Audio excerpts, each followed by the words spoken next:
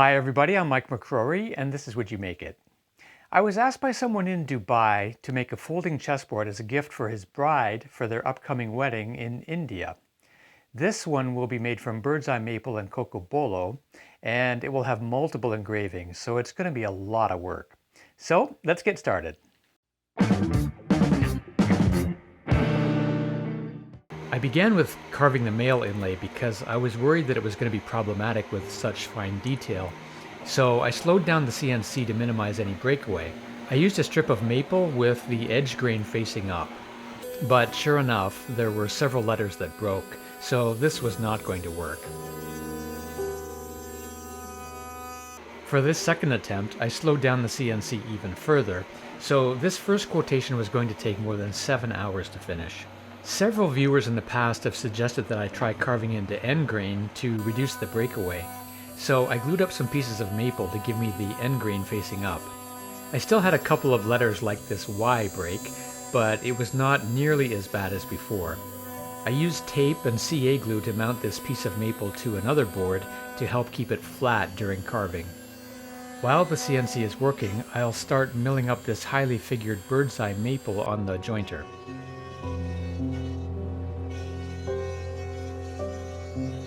Even with a helical cutter head, there's too big of a risk that there will be tear out, so I will not joint the face of the board. I'll use my drum sander for that instead.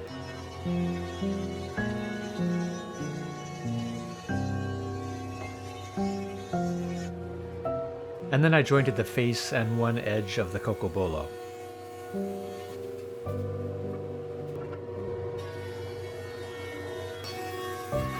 Next, I cut strips to be 2.5 inches wide.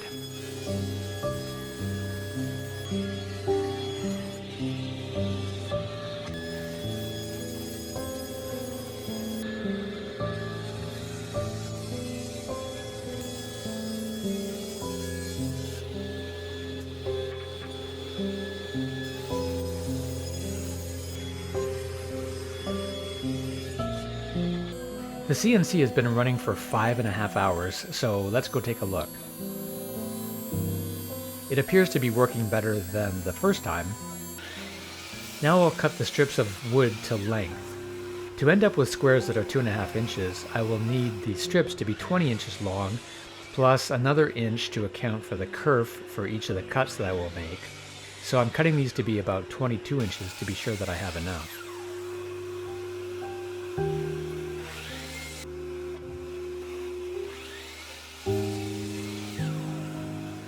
Now I'll sand them all to the same thickness and then glue them together.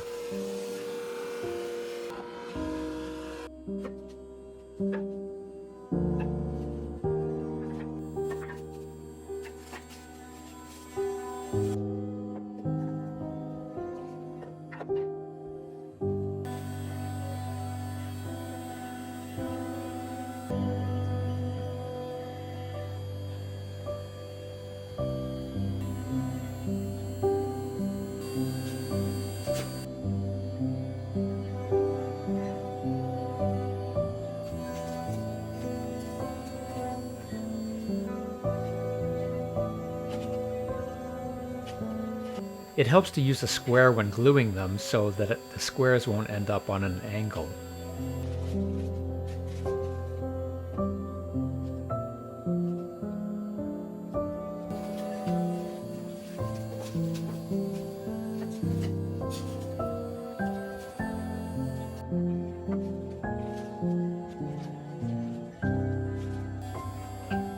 I'll clamp them together and let the glue cure overnight.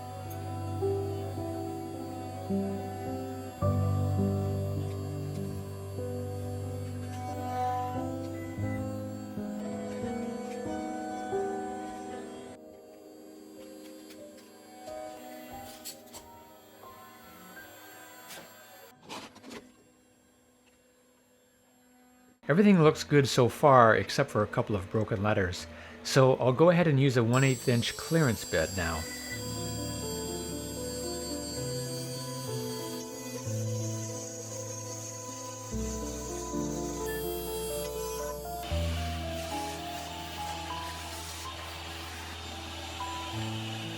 The next day, I started on the next quotation. This is going to be a long process, so the CNC will be running pretty much the whole time I'm making the chessboard.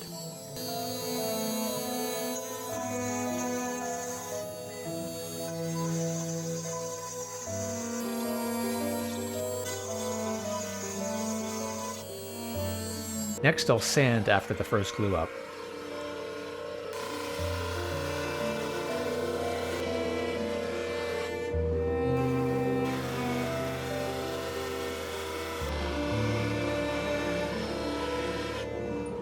The CNC is still working, but I can take the quotations I've carved and separate them from the board they're stuck to.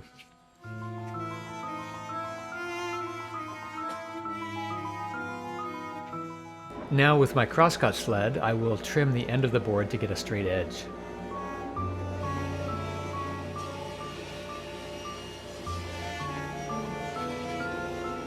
With a scrap piece of wood, I'll get the fence set up to be exactly 2.5 inches from the blade.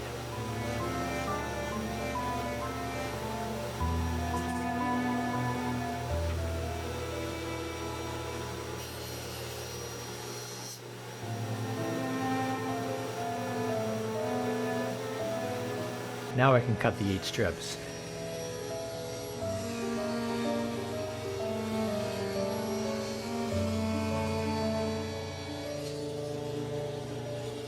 And they're pretty darn close to 2.5 inches.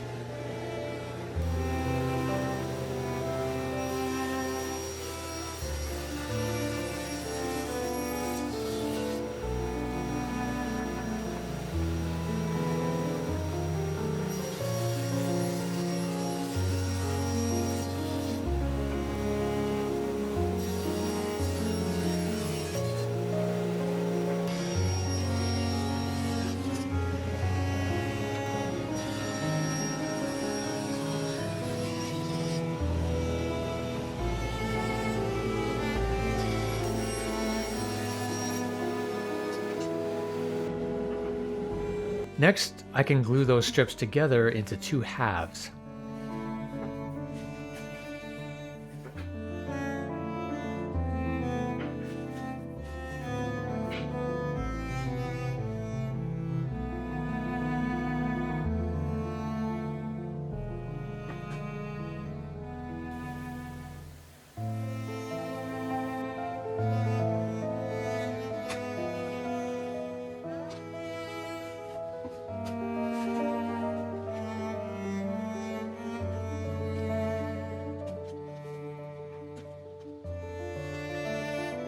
It looks like a single chessboard, but there's no glue in the middle, so I can separate the 2 halves after the clamps come off.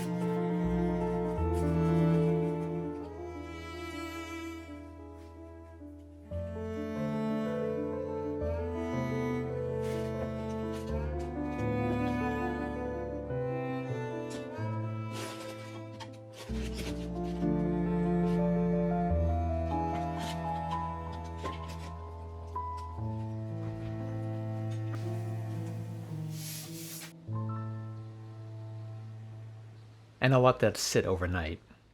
The next day, I can run these 2 boards through the drum sander.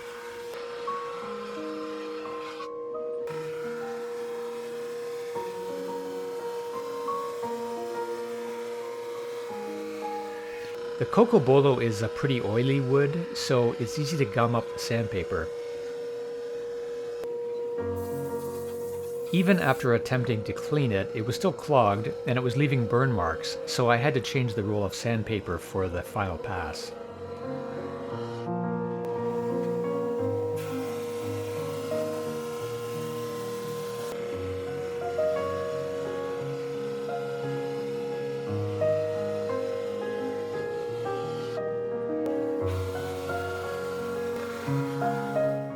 Next, I'll start working on the frame.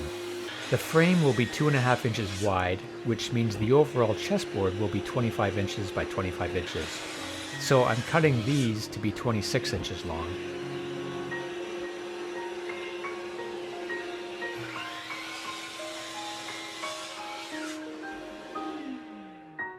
I mark the ends of each piece to keep track of how the grain flows. I label them with a letter and mark the direction to know which way goes up and which direction was along the fence.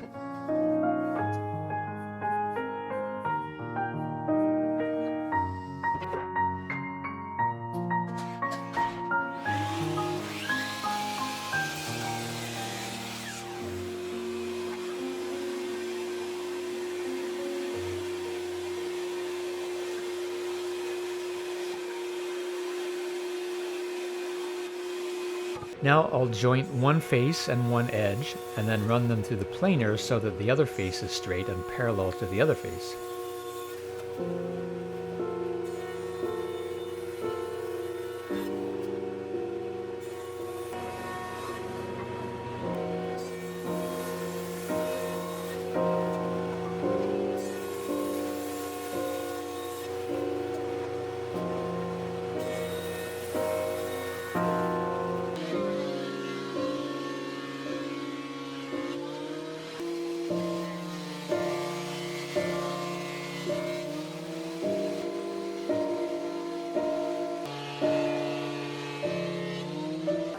These frame pieces are thicker than I need, so I will run them through the bandsaw instead of planing and turning this excess into sawdust.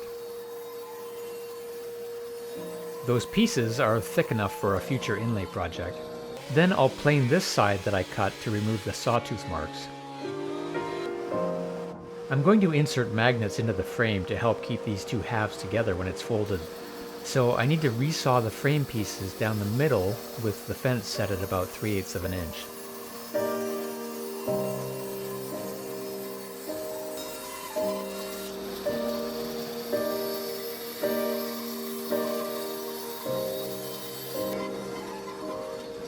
Then I'll remove the sawtooth marks with the planer.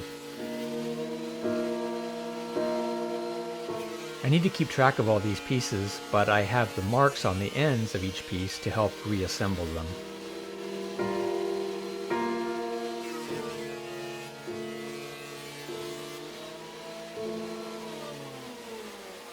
Now I'll mark the ends of each piece so that I can make sure that I cut them in the right place and orient them correctly in the CNC.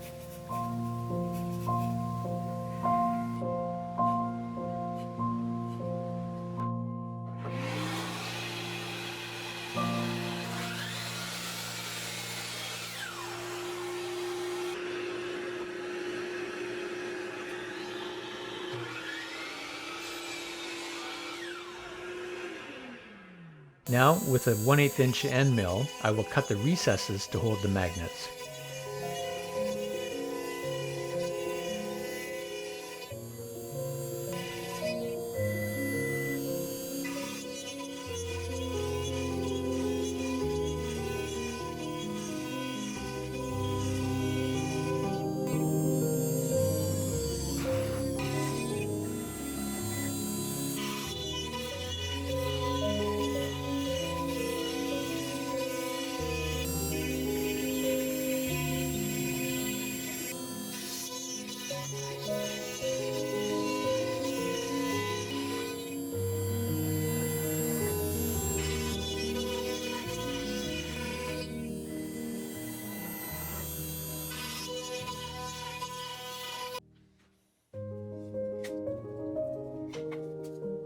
I put a dab of Starbond CA glue into each recess and then insert 2 magnets into each one.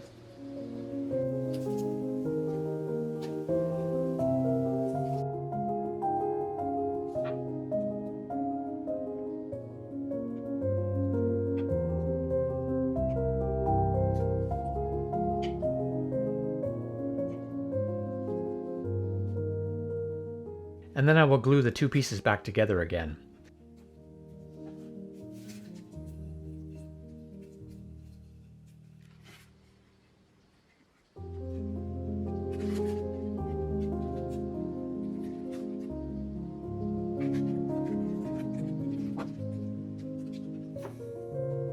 don't need to worry about a glue line showing because I will put edge banding around the outside edge.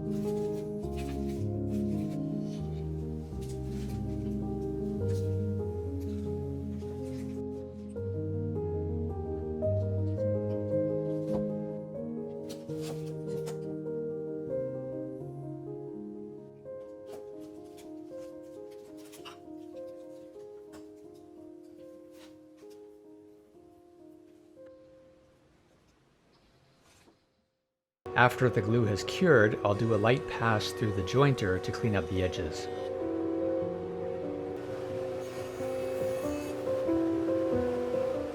With my dado blade, I'll cut a groove along the outside edge to hold the edge banding.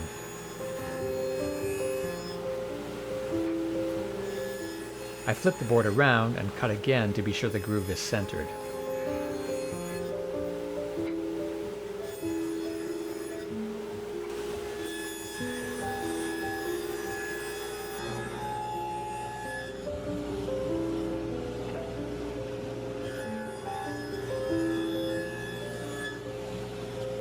I had some leftover strips of curly maple from another project, so I'll run these pieces through the drum sander to get them the right size.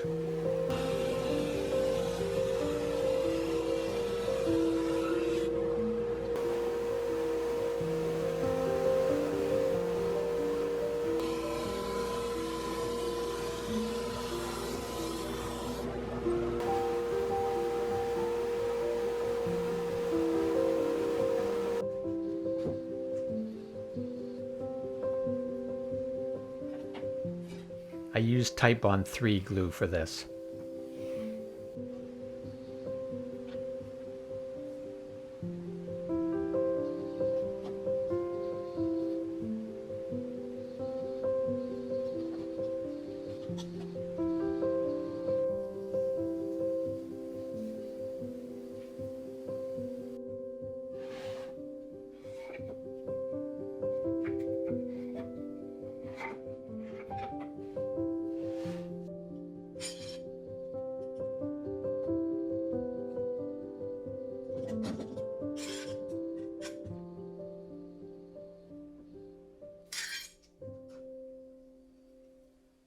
Next, I trimmed off the excess and then cut it down to size on the table saw.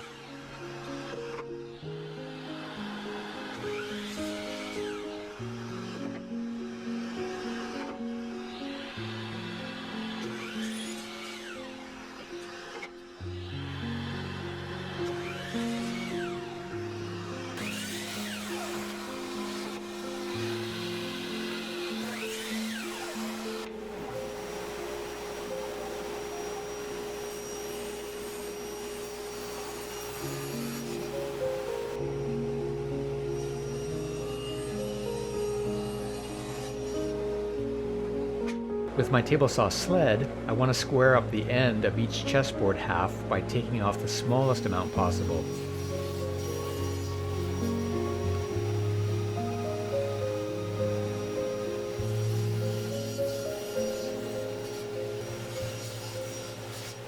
Then I cut the opposite side by placing each piece against my fence so that they would both be the same size.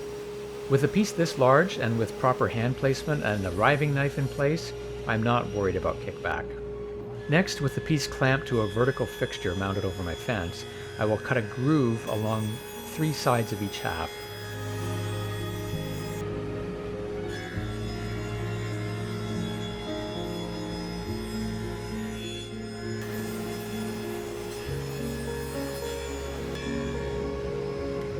The client wants to have a 1/8 inch brass border around the chessboard, so I'm cutting a groove.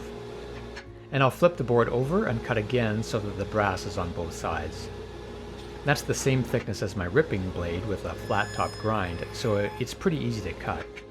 Next, I'll sand the brass lightly to remove the oxidation.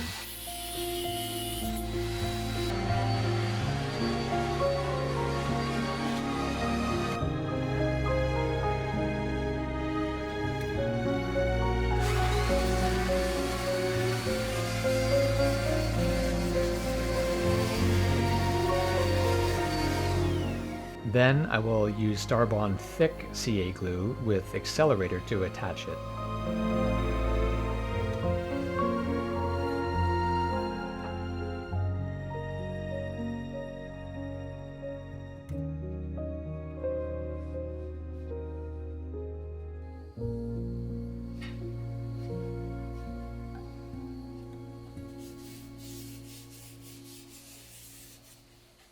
Now I'll cut out the male inlay to prepare to glue it into the frame.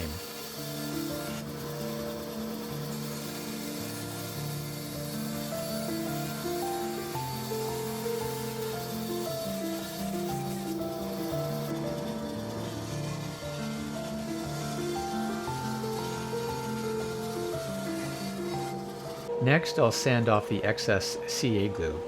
You need to do this carefully because the brass heats up quickly, and that can cause the CA glue to release.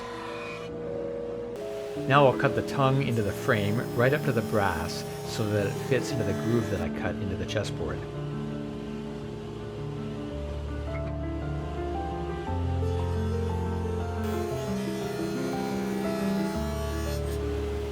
This is a little tight, so I'll cut it again without adjusting the blade to see if that removes enough.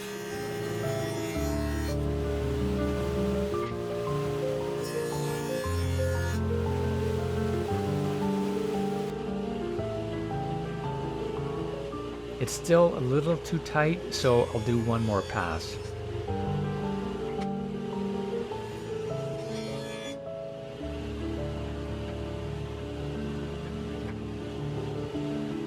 Now I'll stick the 2 frame pieces together to be sure that I'm cutting each end correctly.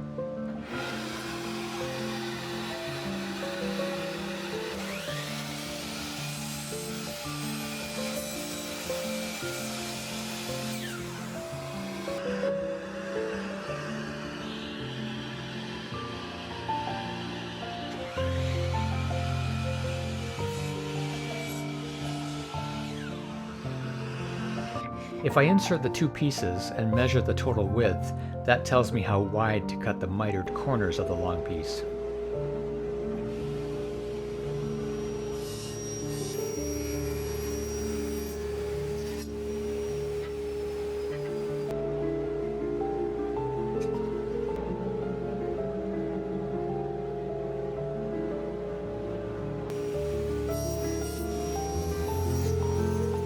And then I can cut the short pieces to match.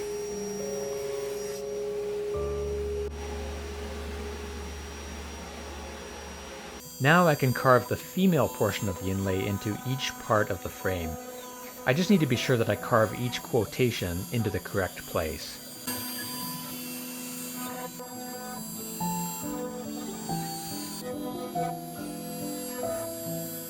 It's a lot easier and a lot faster to carve the female portion.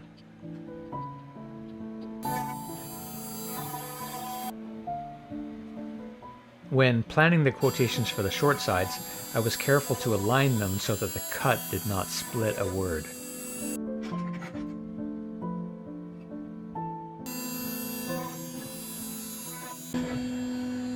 Now I'll begin gluing them together while the CNC is carving the other frame pieces.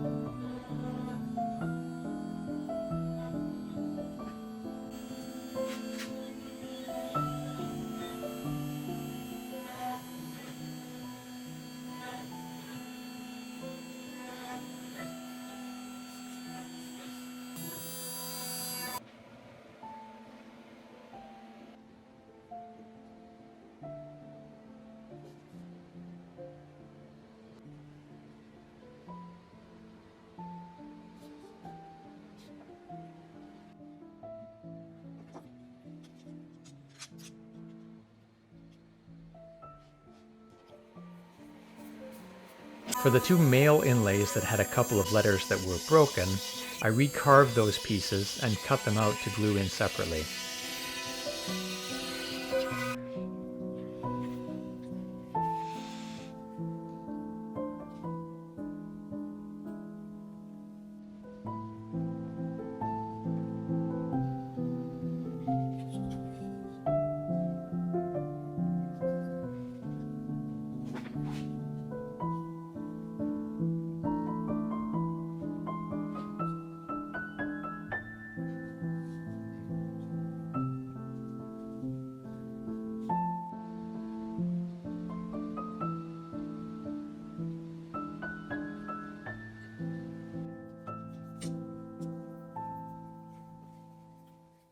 The next day, I used my bandsaw and drum sander to remove the excess.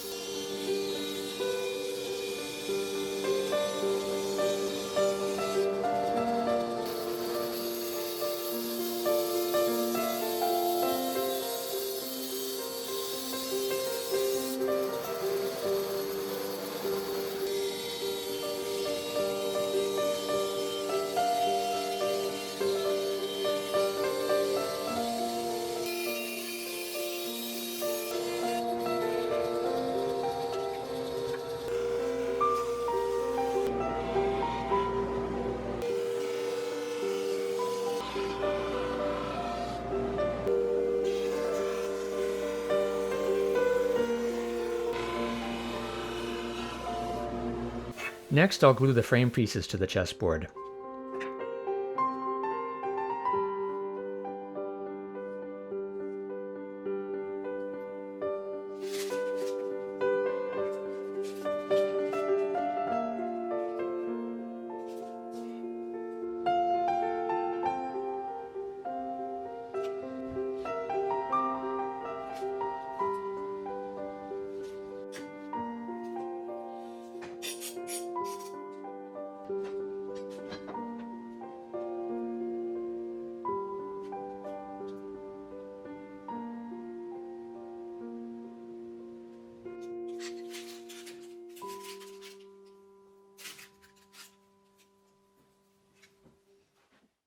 The next day, I sanded carefully, still being careful to take off only a small amount each time so that the brass doesn't heat up too much and cause the CA glue to release.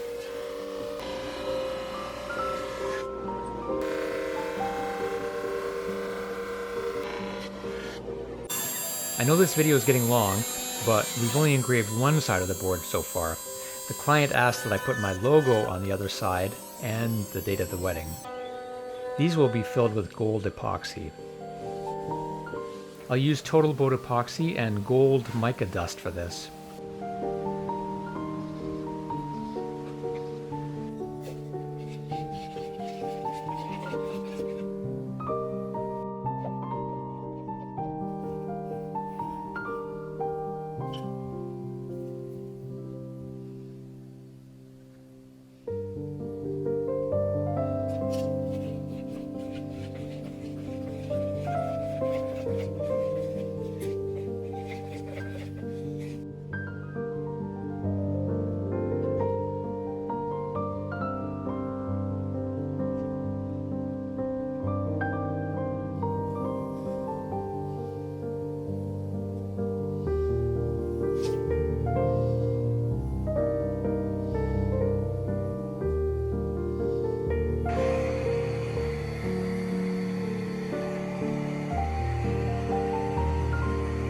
I used a heat gun to release air bubbles, and then I put on a bit more epoxy for added precaution because sometimes the epoxy will settle in and shrink a bit.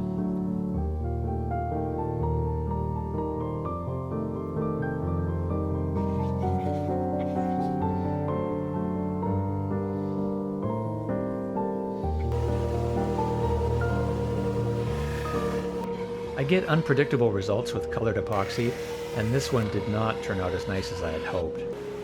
Now I'll trim the inner edge where the two halves meet to prepare for the magnets.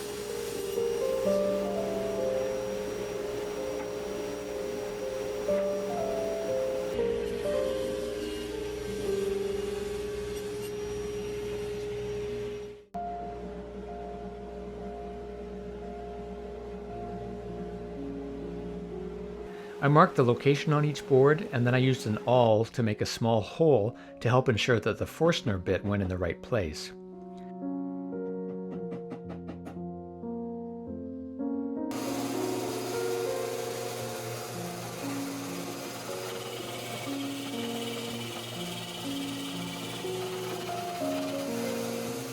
I'm using a 12mm Forstner bit for the 12mm magnets that I have.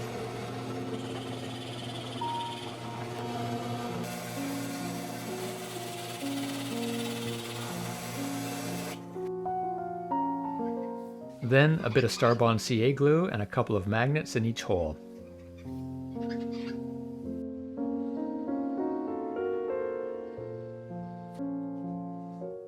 You need to be sure that you insert the magnets with the correct polarity on each half so that the boards will attract rather than repel each other.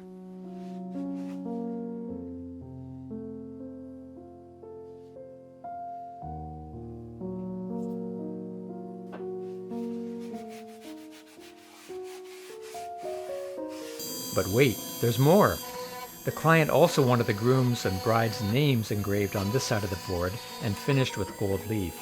I promise this is the last thing to do before applying the finish. I'm using a 90-degree V-bit for this, and it only takes a minute to carve with such a large bit.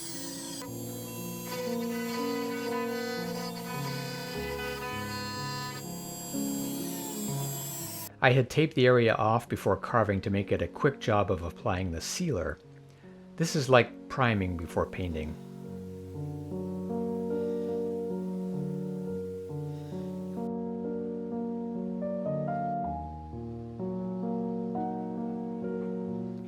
After that dried, I applied the sizing, which is the adhesive for the gold leaf.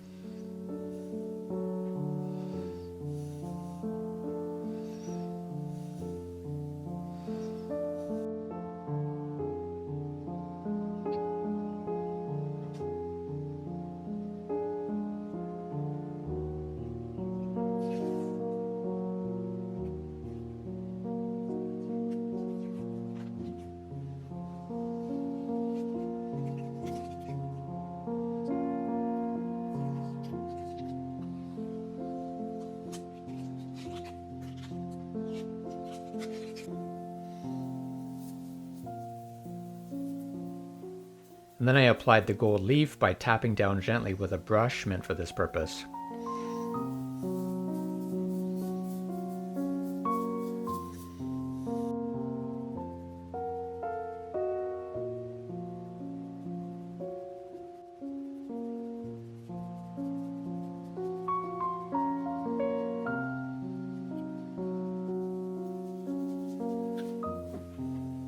After that, I sanded away the excess sizing.